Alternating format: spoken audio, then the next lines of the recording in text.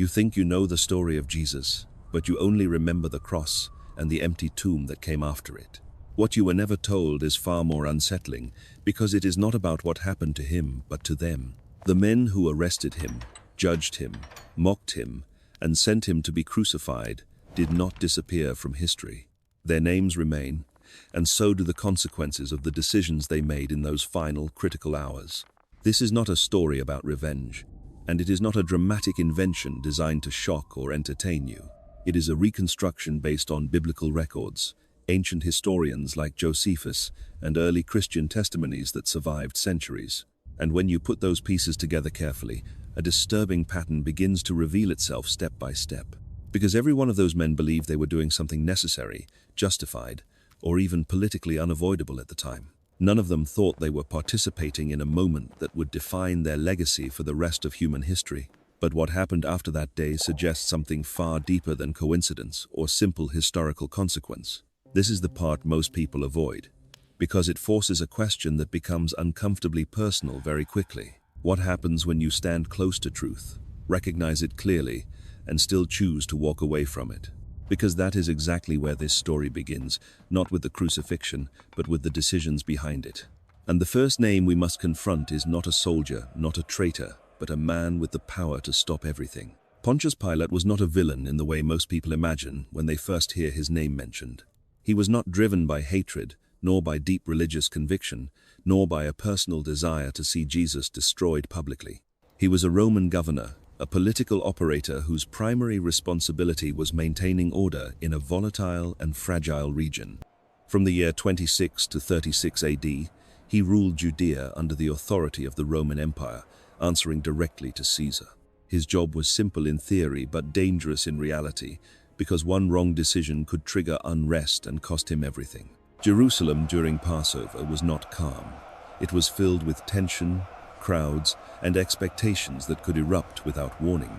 And into that environment, Jesus was brought before him, accused, condemned by religious leaders, and surrounded by an angry crowd. Pilate did something unexpected that most people overlook when they hear this story retold again and again. He examined the case carefully and reached a conclusion that should have ended everything immediately. According to the Gospel accounts, he declared clearly that he found no fault in Jesus worthy of death.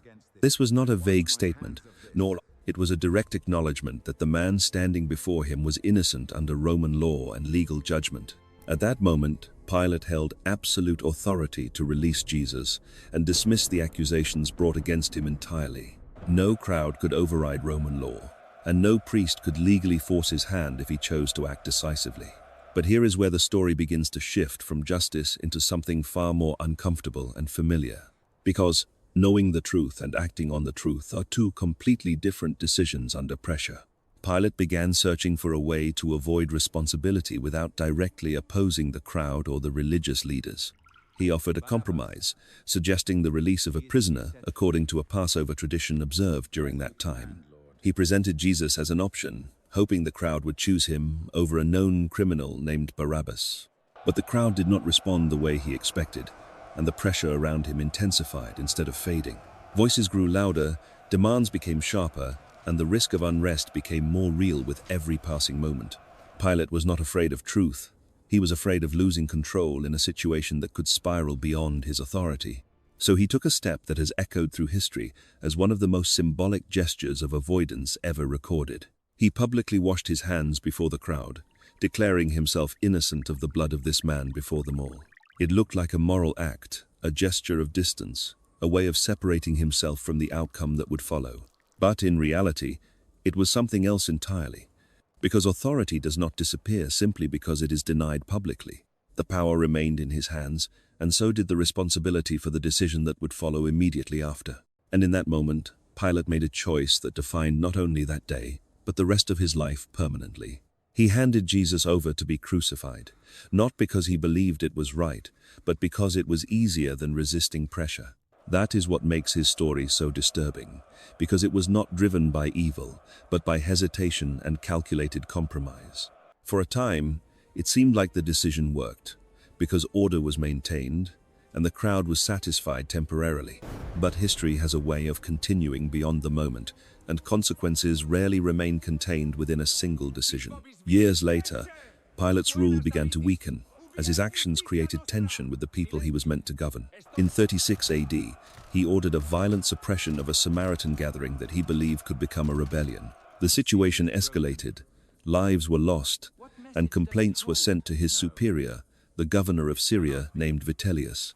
The accusations were serious enough that Pilate was removed from his position and sent to Rome to answer for them. But when he arrived, the Emperor Tiberius had already died, leaving his fate uncertain and his protection gone.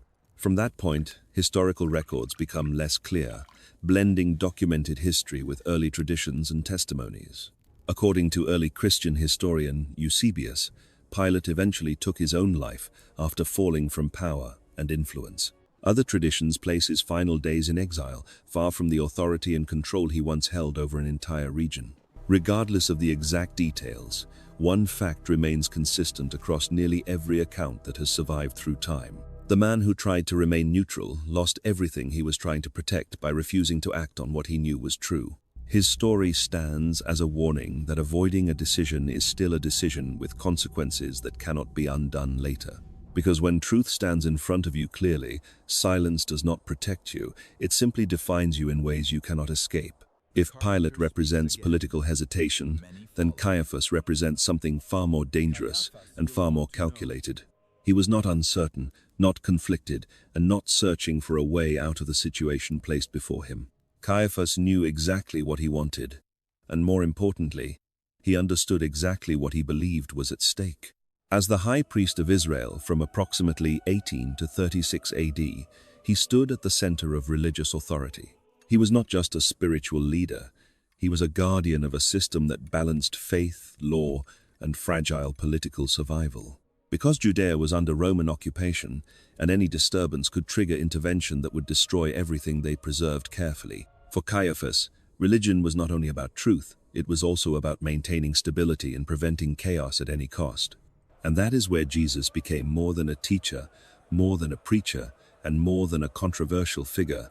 He became a risk, a variable that could destabilize the delicate balance. Caiaphas was determined to protect above everything else.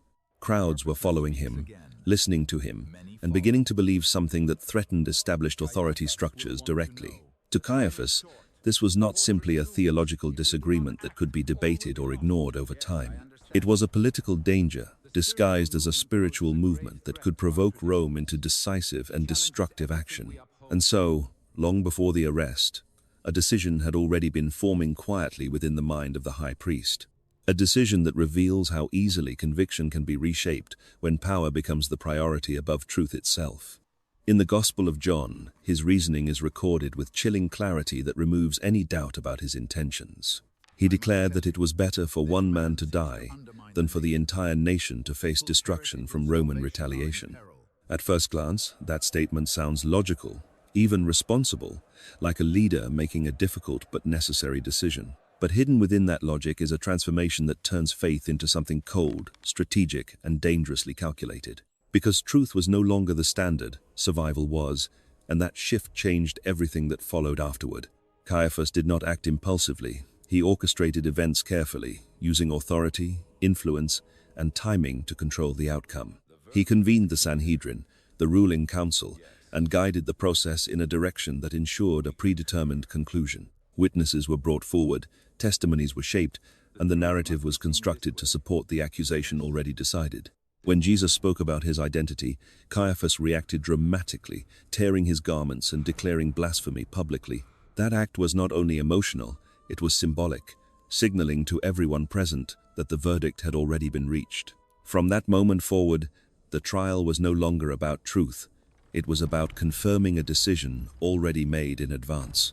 And once that decision was secured, Caiaphas pushed the process forward, handing Jesus over to Roman authority for execution. He understood clearly that only Rome could carry out the sentence, and Pilate would be forced into the final decision.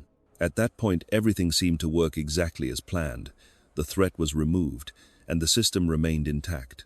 For a brief moment, it appeared that Caiaphas had succeeded in protecting the structure he was sworn to defend. But history rarely stops at the moment of apparent success, and what follows often reveals the true cost of those decisions. In the same year that Pilate was removed from power, Caiaphas himself was also deposed by the Roman governor Vitellius. The position he used to control events was taken from him, ending his influence within the religious system he had led. But the deeper consequence was not immediate.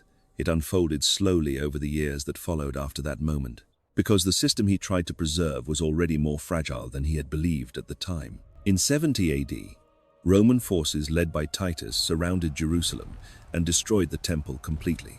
The very institution Caiaphas fought to protect was reduced to ruins, its authority shattered beyond recovery. The priesthood lost its central role, and the structure that defined religious life for generations ceased to function entirely. Archaeological discoveries centuries later revealed a bone box bearing the inscription of Caiaphas, linking history to his name. Inside were the remains of a man who once held immense authority, now reduced to the same silence as everyone else. No temple, no system, no power remained, only a name connected to one of the most decisive moments in history. Caiaphas believed he was saving his nation, preserving order, and protecting faith from collapse under Roman pressure. But in trying to control the outcome, he became part of a sequence that led to the very destruction he feared most. His story forces a question that is far more uncomfortable than it first appears when you consider it carefully. What happens when belief is no longer about truth, but about protecting systems that give you power and control? Because when faith becomes a tool instead of a foundation, it begins to serve something very different entirely. If Caiaphas represents calculated control, then Herod Antipas represents something far more hollow and dangerously indifferent. He was not driven by fear like Pilate, nor by strategy like Caiaphas, but by curiosity mixed with pride and shallow authority. Herod Antipas was the son of Herod the Great and ruled as tetrarch over Galilee and Perea under Roman oversight. He was not officially a king, but he embraced the title, enjoying the image and prestige that came with perceived power. His court was known for luxury, influence, and a culture that valued spectacle as much as it valued control. This was not a man seeking truth. This was a man seeking stimulation, distraction, and affirmation of his own importance. Long before Jesus was brought before him, Herod had already demonstrated how he handled uncomfortable voices around him. He had ordered the execution of John the Baptist after being challenged publicly over his personal and moral decisions.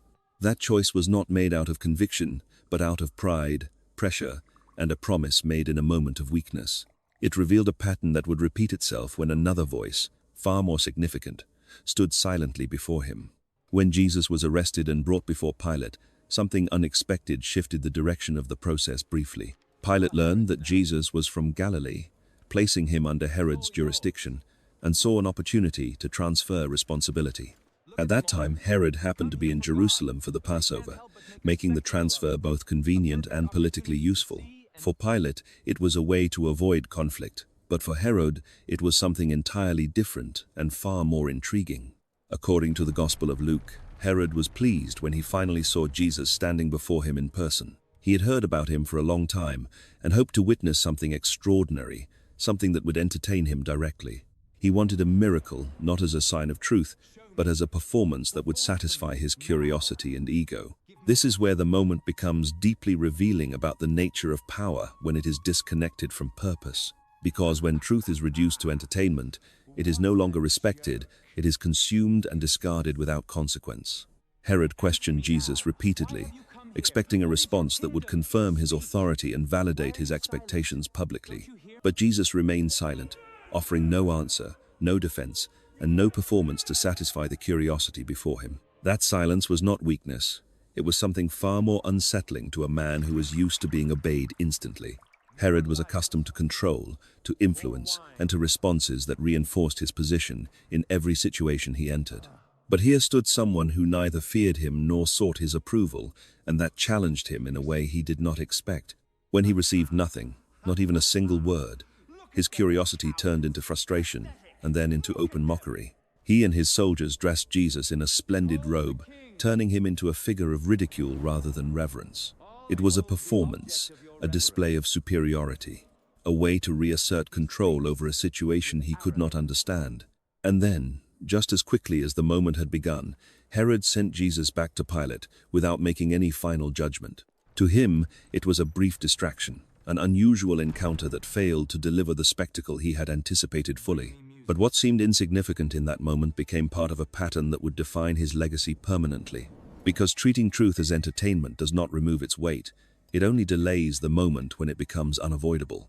Years later, Herod's position began to weaken, not through one decision, but through a chain of consequences building slowly. His own nephew, Herod Agrippa, traveled to Rome and accused him of conspiracy against the Emperor Caligula directly. The charges were serious, and in 39 AD, Caligula ordered Herod Antipas to be exiled to Lugdunum in Gaul. His territory was confiscated, his wealth was taken, and the image of power he carefully maintained disappeared completely. The man who once enjoyed influence, status, and recognition was removed from everything he believed defined his identity.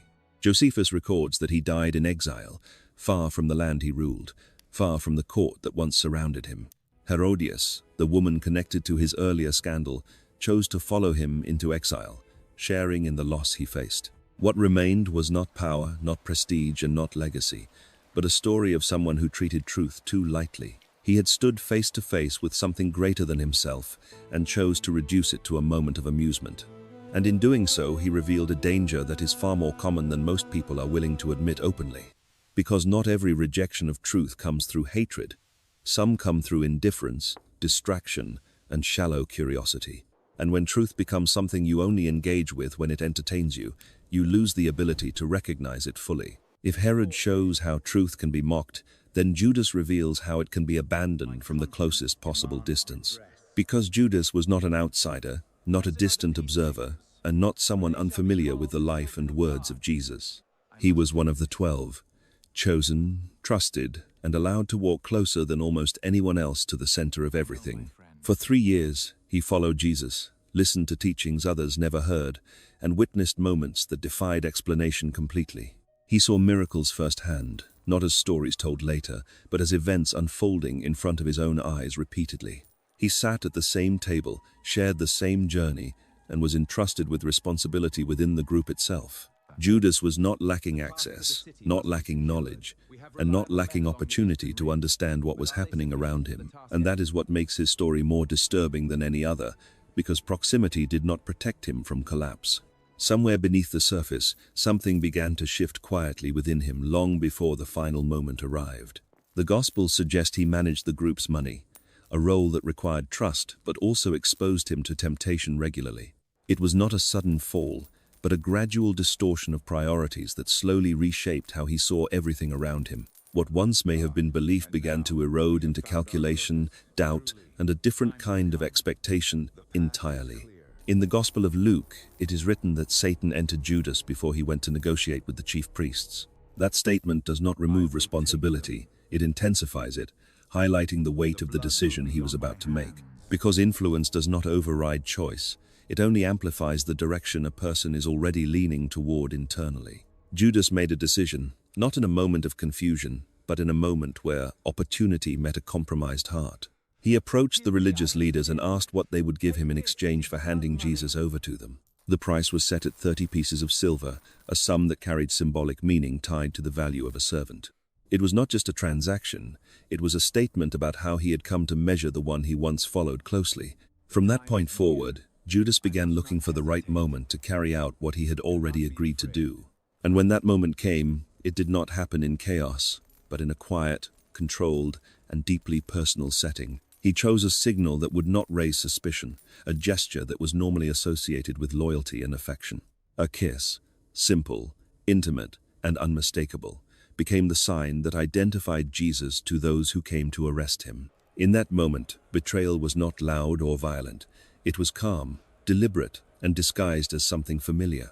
Even then, Jesus addressed him not as an enemy, but as a friend, a word that must have echoed deeply within him. Because betrayal always carries a weight that cannot be escaped simply by completing the act itself. When Jesus was condemned, something shifted again inside Judas, but this time it was not calculation or ambition driving him. The Gospel of Matthew describes how he was filled with remorse, recognizing the gravity of what he had done. He returned the silver to the religious leaders, declaring that he had betrayed innocent blood in his decision. Their response was cold, detached, and revealing, telling him that his actions were his responsibility alone. At that point, the transaction was complete, and he was left alone with the consequences of his own choice. Judas threw the silver into the temple and walked away, not toward redemption, but toward isolation and despair. He chose a path that ended in his own death, unable to reconcile what he had done with any possibility of restoration. The book of Acts adds another detail, describing a violent end that became associated with the place later called the Field of Blood. The very money that was used for betrayal was used again, this time to purchase land connected to his final outcome. His story does not end with the act of betrayal. It ends with what happens when remorse is not followed by return. Because there is a difference between regret and repentance, and that difference defines the direction that follows failure. Another disciple, Peter, also failed, also denied Jesus, and also faced the weight of his actions afterward. But Peter returned, while Judas withdrew, and that divergence reveals something essential about human response to failure. The severity of the mistake was not the defining factor. The response to it was what shaped their final paths. Judas had everything required to understand, to remain, and to choose differently, but something within him chose otherwise. And that is what makes his story deeply personal, because it is not about distance from truth, but closeness without transformation. It forces a question that cannot be ignored when you consider how easily proximity can be mistaken for genuine commitment. Because being near something meaningful does not guarantee that it is truly shaping who you are becoming inside. If Judas reveals betrayal from within, then Annas reveals something even more subtle and far more difficult to detect. He was not the official high priest during the trial, and yet his influence shaped events long before they reached Caiaphas. Annas had previously served as high priest and remained deeply connected to the structure that governed religious authority in Jerusalem. Power did not leave him when his title did. It simply became less visible and far more strategic in how it operated. 5 of his sons, along with his son-in-law Caiaphas, held the high priesthood at different times under Roman rule. This was not coincidence. It was a network, a system of influence carefully maintained across years of political and religious transitions. Annas understood something critical that many leaders fail to recognize until it is too late to change anything. Control is often stronger when it is not seen directly, when it operates behind decisions rather than in front of them. According to the Gospel of John, Jesus was first brought before Annas after his arrest, before being sent to Caiaphas. That detail is not accidental. It reveals who was truly being consulted before any official judgment was declared publicly. Annas did not need to pronounce a sentence himself. He needed only to ensure that the process moved in the direction he intended. His authority was not in the title he held at that moment, but in the system he had built and continued to influence. And that system was not purely spiritual. It was deeply tied to economic structures operating within the temple itself. The temple had become more than a place of worship. It functioned as a center of exchange, commerce, and controlled access. Money changers and sellers of sacrificial animals operated within its courts, turning devotion into regulated transactions. These operations were not random. They were organized, profitable, and closely connected to those who held authority. When Jesus entered the temple and overturned the tables, he did more than challenge a religious practice publicly. He disrupted an economic system that generated influence, stability, and control for those who depended on it directly. That act was not symbolic alone. It threatened a structure that extended far beyond spiritual leadership into material interest. For Annas, this was not a minor disturbance that could be ignored or corrected through simple discussion. It was a direct confrontation with a system he had spent years building, protecting, and passing through his family. And when systems are threatened, the response is rarely passive. It becomes decisive, calculated, and immediate. Annas did not act publicly. He operated through channels, ensuring that the process would move toward a predetermined outcome. By the time Jesus stood before Caiaphas, the direction had already been influenced by conversations that occurred earlier. This is how hidden power works. It does not always speak in the final decision, but it shapes the path toward it quietly. For a time, it appeared that this structure would continue functioning, absorbing challenges and maintaining its authority. But history does not preserve systems simply because they are well constructed or deeply entrenched over time. It tests them, exposes them, and eventually reveals whether they were built on something lasting or something temporary. In the year 70 AD, Roman forces led by Titus surrounded Jerusalem and began a siege that would change everything. The city faced internal division even before the external assault reached its peak, weakening it from within significantly. When the temple was finally destroyed, it was not partial damage, it was complete, leaving nothing of its former structure intact. The system that Annas helped build, control, and maintain for years ceased to exist in a single devastating collapse. The priesthood lost its central role, and the network of influence that once defined religious authority disappeared entirely. Josephus records that one of Annas's sons was executed during the chaos that overtook the city before its final fall. What once appeared stable and untouchable proved to be far more fragile than anyone within it had imagined previously. Annas himself fades from the historical record, not with a dramatic ending, but with a quiet disappearance from influence. No longer shaping outcomes, no longer guiding decisions, and no longer connected to the system that defined his identity. That is often how hidden power ends, not with recognition, but with the loss of the very structure that sustained it. His story reveals a pattern that continues to repeat in different forms across time, even far beyond ancient Jerusalem. Systems built on control rather than truth may appear strong, but they depend entirely on conditions that cannot last forever.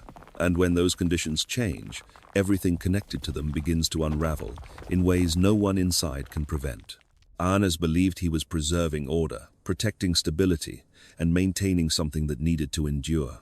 But in doing so, he became part of a chain of decisions that led to the collapse of everything he worked to sustain. If Annas represents hidden power, then the Roman soldiers represent something far more common and far more dangerous.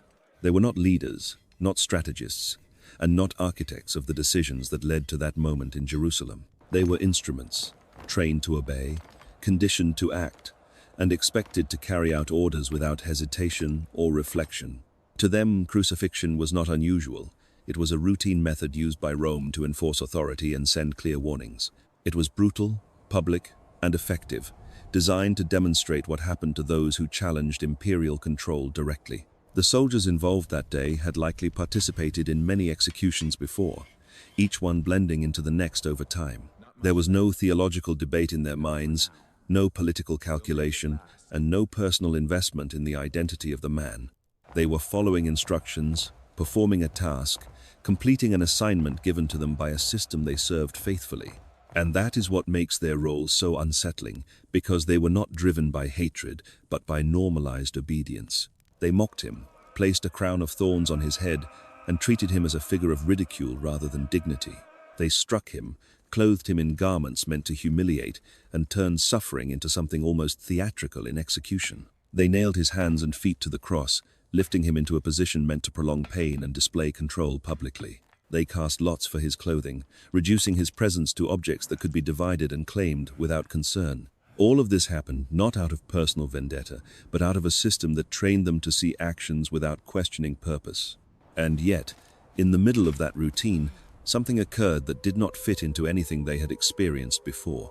According to the Gospel of Luke, even as they carried out the execution, Jesus spoke words that disrupted the moment completely. He prayed for them, asking for forgiveness on their behalf, declaring that they did not fully understand what they were doing. That statement alone challenges everything about the nature of responsibility when actions are performed under authority. Because not knowing does not remove participation, and following orders does not erase involvement in what is being done. Among those soldiers was a centurion, an officer responsible for overseeing the execution and maintaining order during the process. He had likely witnessed many deaths, many punishments, and many displays of Roman power over those deemed enemies. But what he saw that day was different, not because of the method, but because of the response of the one being executed.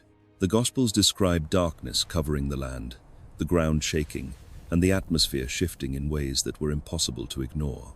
And in that moment, something changed within the man who had been assigned to supervise what was supposed to be routine.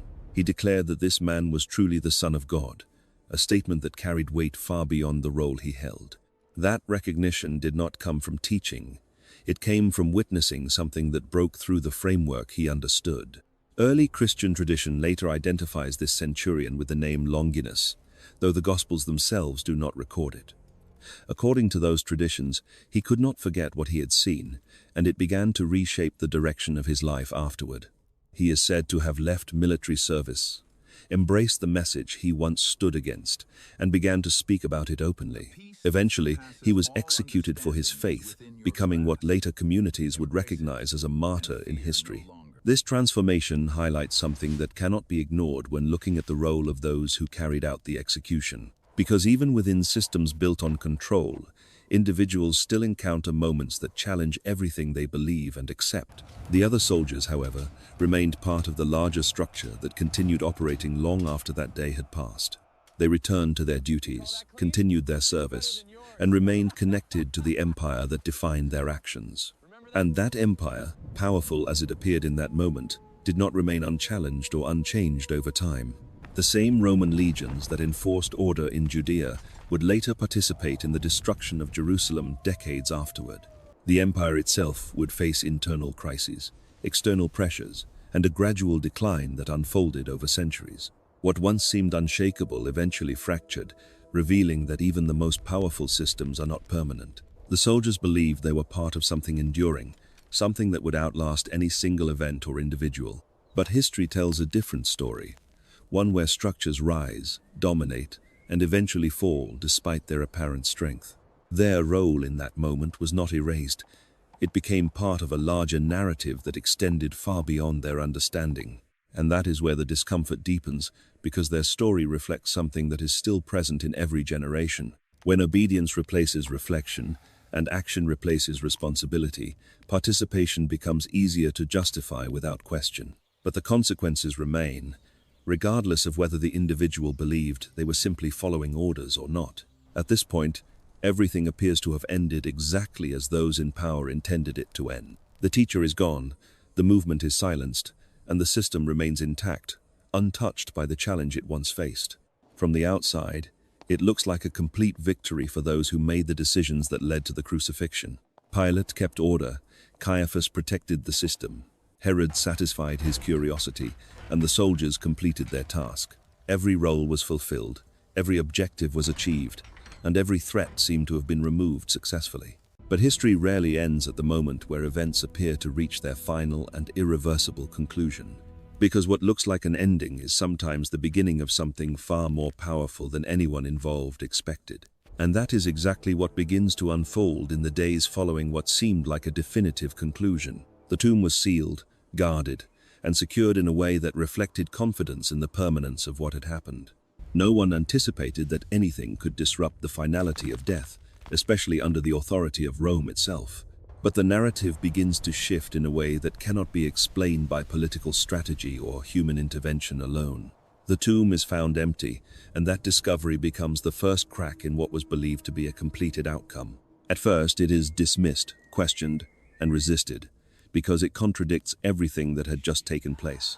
But witnesses begin to emerge, testimonies begin to spread, and a message begins to move beyond its original location. This was not controlled, not organized, and not supported by any political structure or institutional backing. It moved through people, through conversations, and through experiences that could not be easily contained or silenced. The same city where the crucifixion took place became the starting point of something that refused to remain hidden. The message did not fade, it expanded, crossing boundaries, cultures, and eventually reaching regions far beyond Judea. And as it spread, something unexpected became increasingly clear when examining the outcomes of those involved. The men who held power during that moment began to lose the very things they tried to protect through their decisions. Pilate lost his position and disappeared from influence. Caiaphas saw the system collapse that he fought to preserve. Herod lost his territory and died in exile, and the structures they trusted proved to be temporary over time. Even the empire that enforced the crucifixion would eventually decline, losing the dominance it once held firmly. What seemed permanent revealed itself to be fragile, and what seemed defeated began to reveal a different kind of endurance. Because while systems fell, authority shifted, and power changed hands, the message of Jesus continued to expand steadily. It survived opposition, endured persecution, and adapted to environments that were often hostile and resistant to its presence. It was not sustained by force, not protected by law, and not dependent on approval from those in positions of authority. Instead, it grew through conviction, through belief, and through individuals who chose to carry it forward despite the cost. And that is where the reversal becomes undeniable, because the outcome does not align with the expectations of that moment. What was meant to end something became the very event that allowed it to reach further than it ever could before. The cross, intended as a symbol of defeat and humiliation, became associated with something entirely different over time. It became a representation of sacrifice, redemption, and a turning point that redefined how history would be understood. Those who sought to control the outcome could not control what followed, and that is where their limitations became clear. Because power can influence events, but it cannot always determine the meaning those events will carry into the future. The resurrection, as proclaimed by early witnesses, became the center of a movement that refused to disappear quietly. It redefined the narrative, shifting the focus from death to life, from defeat to something that could not be contained. And in doing so, it exposed a truth that continues to challenge assumptions about power and control even today. Because the greatest mistake made by those involved was not their actions alone, but their understanding of what those actions would accomplish. They believed they were ending a problem, but they were participating in something that would outlast every system they trusted. And that realization changes how you see everything that came before, because it reveals a pattern that is difficult to ignore. What appears to be loss may not be the end, and what appears to be victory may not last as long as it seems. At this point, the story is no longer just about history, and it cannot remain distant or safely observed anymore. Because every figure you have seen in this story represents a decision that still exists in different forms today. Pilate represents hesitation, Caiaphas represents control, Herod represents indifference, and Judas represents internal compromise. The soldiers represent obedience without reflection, and Annas represents influence that hides behind visible authority structures. Each one believed their decision made sense in the moment, justified by pressure, logic, or circumstances surrounding them. None of them believed they were choosing something that would define their legacy beyond that immediate situation. But what this story reveals is that decisions made under pressure do not disappear when the moment passes. They remain, shaping outcomes, defining identities, and leaving consequences that extend far beyond what was expected initially. And that is where the story shifts from observation into something far more personal and far more difficult to ignore. Because you are not standing in ancient Jerusalem, but you are standing in moments that require decisions every single day. You may not face a crowd demanding a verdict, but you face pressure that pushes you toward compromise regularly. You may not hold political authority, but you hold influence over choices that affect how you respond to what is true. You may not be part of a religious council, but you still decide what you prioritize when truth challenges your comfort. And that is why this story continues to matter, because it reflects patterns that repeat in every generation without exception. The question is not whether you will face these decisions, but how you will respond when they become unavoidable. Will you choose safety like Pilate, preserving your position while ignoring what you know is right in front of you clearly? Will you choose control like Caiaphas, protecting systems and structures even when they no longer align with truth itself? Will you choose distraction like Herod, treating serious matters as something to observe only when they entertain you briefly? Will you choose compromise like Judas, allowing internal shifts to reshape your decisions without confronting them honestly? Or will you follow orders without reflection, convincing yourself that responsibility belongs to someone else entirely instead? Because every one of those paths feels reasonable in the moment, and every one of them carries consequences that follow afterward. This is not about perfection, because every person in this story failed in some way at a critical moment. The difference is not found in the failure itself, but in what happens after the failure becomes impossible to ignore. Peter failed and returned. Judas failed and withdrew, and that difference defines two completely different outcomes. One moved toward restoration, while the other moved toward isolation that led to irreversible consequences. And that is where the story leaves you, not with information, but with a decision that cannot be avoided indefinitely. Because history is not just something you study, it is something you participate in through the choices you make daily. You may not see the full impact of those choices immediately, but that does not mean they are without significance. Every decision carries weight, even the ones that feel small, insignificant, or easy to overlook in the moment. And when those decisions accumulate over time, they shape direction, identity, and outcomes in ways you cannot predict fully. The men in this story did not expect their names to be remembered for the roles they played in that moment. But they are remembered, not because of power, but because of the decisions they made when it mattered most. And now the same question that confronted them continues to echo forward into the present without losing its urgency. What will you do with the truth when it stands in front of you clearly, without pressure to respond immediately? Will you recognize it, accept it, and act on it, or will you delay, deflect, and hope the moment passes quietly? Because time does not erase decisions, it reveals them, and eventually, it exposes what they were building all along. This is why the story cannot end as a distant narrative, because it is not complete until it reaches this point, the point where history becomes personal, and the outcome depends not on them, but on you. You have followed every decision, every moment, and every consequence, and now you stand at the edge of something unavoidable. Because this story does not end with them, and it does not end with what happened 2,000 years ago. It continues, quietly, through every generation, repeating the same patterns under different names and different circumstances.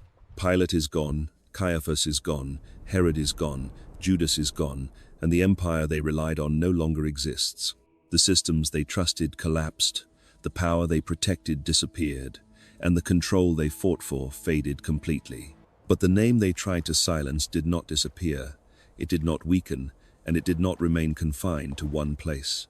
It spread beyond borders, beyond languages, and beyond the reach of every system that once tried to contain it. And that is the first truth you cannot ignore, no matter how you choose to interpret everything you have just seen. What they tried to stop became unstoppable, and what they thought was final became the beginning of something enduring. The cross was meant to be an ending, but it became a symbol that continues to confront every generation repeatedly, not as history alone, but as a question that refuses to remain in the past where it would be easier to ignore. Because the real power of this story is not found in what happened then, but in what it demands from you now. Every figure you have seen believed they were making a reasonable decision based on the situation in front of them. None of them believed they were choosing something that would define their legacy for centuries beyond their lifetime. But they were not judged by what they intended. They were defined by what they chose when it mattered most. And that is where everything becomes clear in a way that is both simple and deeply unsettling at the same time. Because you are not different from them in the way you might want to believe at first. You face pressure, you face uncertainty, and you face moments where truth is not convenient or comfortable to follow. You have reasons, justifications, and explanations that make your choices feel acceptable within your current situation. And in those moments, the same options appear again. Silence, compromise, control, distraction, or obedience, without reflection. Each one feels safe, each one feels reasonable, and each one carries a consequence that does not disappear over time. Because decisions are not measured only by their immediate outcome, but by what they set in motion afterward. Pilate tried to avoid responsibility. Caiaphas tried to preserve a system. Herod tried to entertain himself. And Judas tried to gain something. The soldiers followed orders. Annas protected influence, and every one of them believed their reasoning was justified at the time. But history did not preserve their reasoning. It preserved their decisions and the consequences that followed them inevitably. And that is why this story refuses to fade, because it exposes something about human nature that does not change easily. We are not defined by what we know, but by what we do when what we know demands a response. Because knowing the truth is not the same as choosing it, and recognizing it does not guarantee that you will follow it. The cross stands as a moment where every form of human power reached its limit and could go no further. Political authority, religious control, personal ambition, and collective pressure all converged and still could not stop what followed. And that is where the final reversal becomes impossible to ignore, because it reveals something beyond human control entirely. What looked like defeat was not defeat.